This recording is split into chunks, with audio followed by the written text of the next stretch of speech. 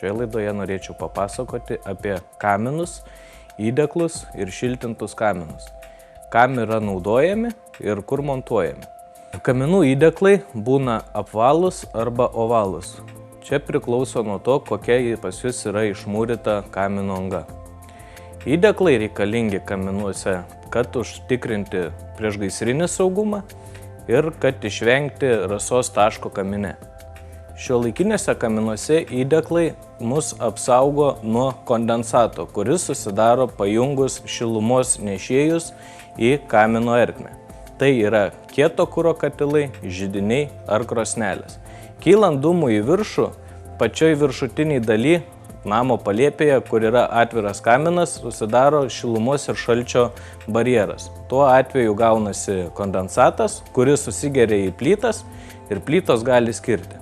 Įdėklas leidžia išvengti šitokių padarinių, nes kondensatas nuteka į kondensato surinkimo indą.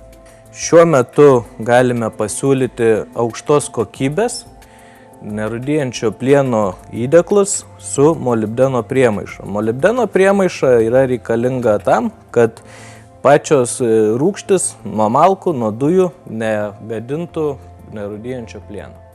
Įdėklų užbaigimai būna įvairūs, galima uždėti paprastą kepurėlę, galima uždėti vėjo ir lietaus kepurėlę arba apvalę kepurėlę. Būtina žinoti, kad įdėklą sumontavus į kaminą, viršutinę dalį reikia apšildyti vata ir viršų uždengti skardos dangteliu, kad lietus nelytų į ertmę tarp įdėklo ir kamino. Mes galime pasiūlyti ir šiltintus kaminus, kurie statosi fasado išorinėje pusėje. Arba patalpos viduje lengva konstrukcija leidžia išvengti papildomų išlaidų. Jie saugus, nes yra 2 sluoksnių. Vidurinis sluoksnis įdėklas yra nerūdijantis plienas su molibdeno priemaiša, išorinis yra iš nerūdijančio plieno.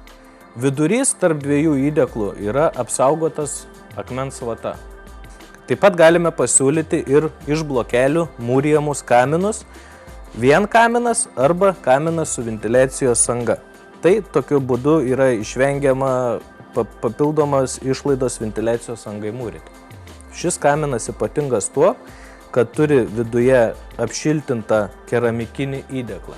Jis yra saugus, nes atsparus rūgštims ir temperatūrų svyravimams.